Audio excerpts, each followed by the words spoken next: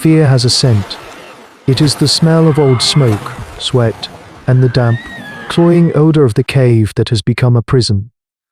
For 3 days, the predator has been out there.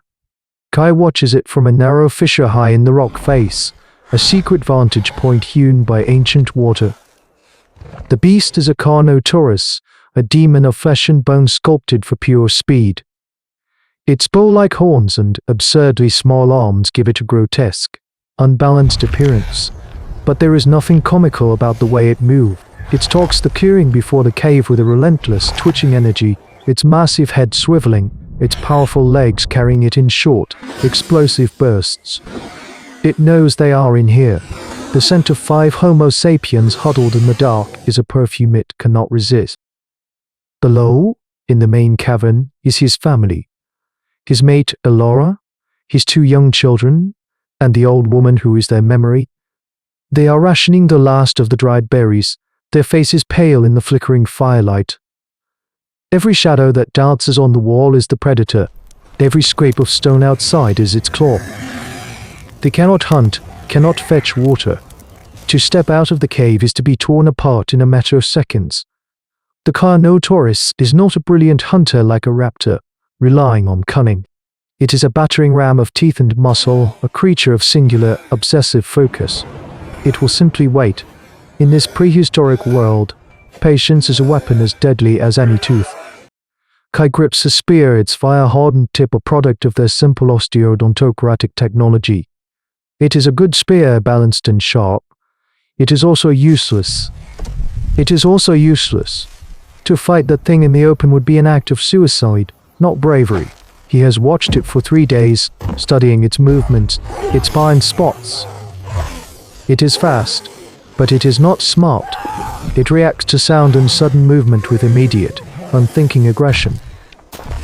A plan, cold and terrible in its audacity, begins to form in K's mind. It is a plan that dismisses his spear entirely. He cannot kill the Horned King. But the law of this land is simple. There is always a greater monster. His gaze shifts from the pacing carnivore to the low, rolling hills a half-mile to the south. The Iron Mountains, the clan calls them. But they are not made of stone. They are alive. Kai has seen them move, great grey humps of impenetrable armor, living fortresses that graze on the tough cycads that grow in the rocky soil. He has seen what happens when a predator is food into his memory, the splintered bones, the crushed skull. He looks back at the Carnotaurus, then at the distant, grazing shapes. He cannot kill the king, but perhaps, if he is clever and brave and impossibly lucky, he can make a god do it for him. He has to turn one monster into a weapon to destroy another. It is the only way. He moves at dawn. While the Horned King is sluggish in the cool air, Kai slips from the fissure like a snake, his bare feet finding silent purchase on the familiar rock. He does not go down into the clearing. He moves upward, along the ridgeline, a ghost against the grey sky, keeping the predator in his sight below. Every instinct screams at him to be silent, to be invisible.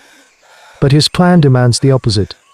He must become the most annoying, most visible, most infuriating thing in this entire valley. He must draw the attention of a god, and for that, he must first get past a king.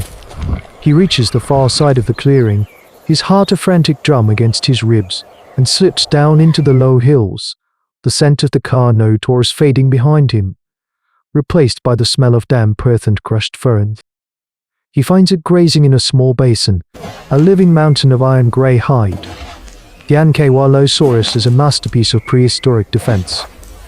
Its low-slung body is a fortress, covered in a thick mosaic of fused bone, great osteoderms that render its back and flanks impenetrable to any tooth or claw. It is a creature of pure, obstinate reality, its small brain wired for 2 things, eating and crushing anything that threatens it.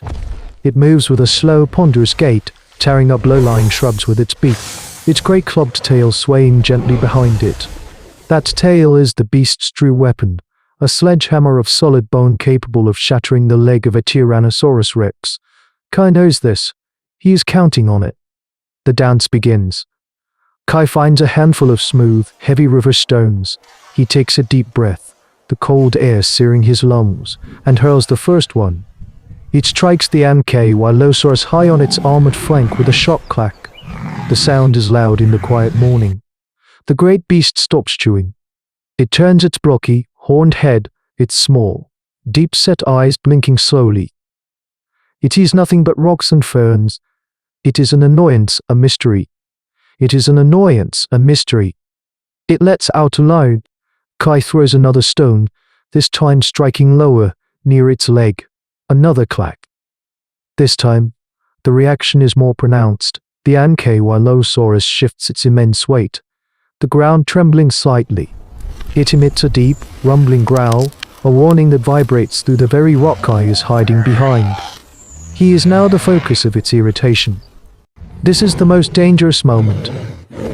He must enrage it enough to move, but not so much that it makes a blind, furious charge at his current position.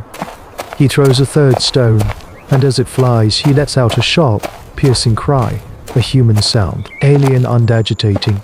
That is the final trigger. With a roar of pure territorial fury, the Iron Mountain begins to move. Its tail lifts from the ground, swinging in a slow, menacing arc.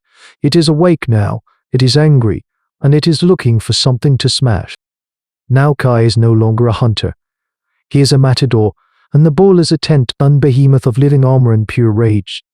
He breaks cover, making himself visible, a fleeting target of soft flesh and defiant movement. The Ankylosaurus bellows, a sound like an earthquake tearing itself from the ground, and charges. It is not the explosive charge of the Carnotaurus, but a ponderous, irresistible surge of momentum, a landslide of muscle and bone that snaps trees like twigs. Kite runs. He does not run away. He runs toward his home, his path a carefully chosen line that will lead the hammer of the earth directly to the anvil that waits before his cave.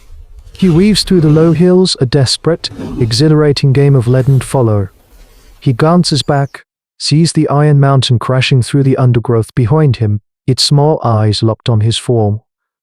It is gaining. The ground shudders with each footfall. Kite's lungs burn, his legs scream, but he cannot slow. He is the lure, the single point of focus for the creature's entire, pea-brained fury. This is the ultimate expression of the species that would become Homo sapiens, not the strongest, not the fastest, but the one audacious enough to orchestrate a battle between gods. A field of paleontology could never uncover a fossil of this moment, the sheer, terrifying, brilliant madness of it. He breaks from the hills and into the clearing.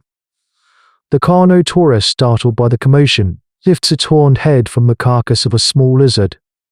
It sees Kite, a familiar prey, a nuisance. It lets out a challenging hiss and lowers its head, preparing for its own easy charge. But then the ground begins to tremble violently. The sound of splintering wood and shattering rock fills the air. The horned king hesitates, its predatory brain struggling to process the sensory overload. It turns its head just as the Ankylosaurus bursts from the tree line, a juggernaut of pure, redirected rage. The two monsters see each other in the same instant. For the Carnotaurus, it is a moment of predator's calculation, quickly turning to confusion, then to shock. For the Ankylosaurus, it is simply a new, bigger, more satisfying target for its fury. The Horned King, for all its power, is an ambush predator of flesh and bone. The Iron Mountain is a living weapon. The Carnotaurus lunges, its teeth seeking a purchase on the armored flank, but they scrape uselessly against the fused osteodermis. The Ankylosaurus swings its tail. The impact is a cataclysm. A sickening crunch of bone echoes across the valley as the club connects with the carnivore's leg, shattering it instantly.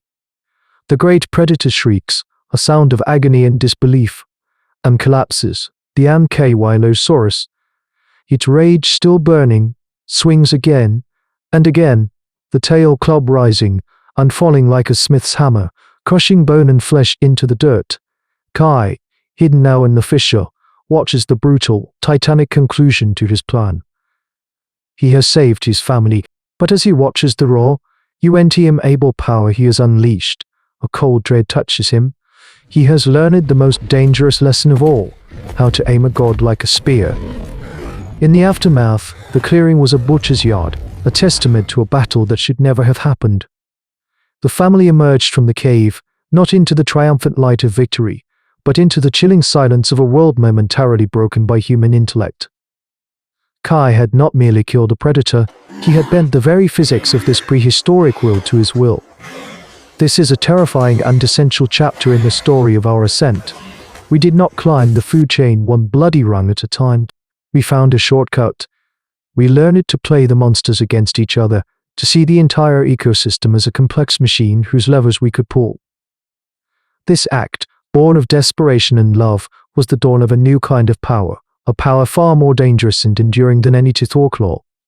It was the moment a mere mammal, armed with nothing but a plan, became the most dangerous thing on the planet, not because of what he could do with his own hands, but because of what he could convince the gods to do for him. True power is not wielding the weapon, it is choosing the target. That even a broken god can remember the face of the one who broke it,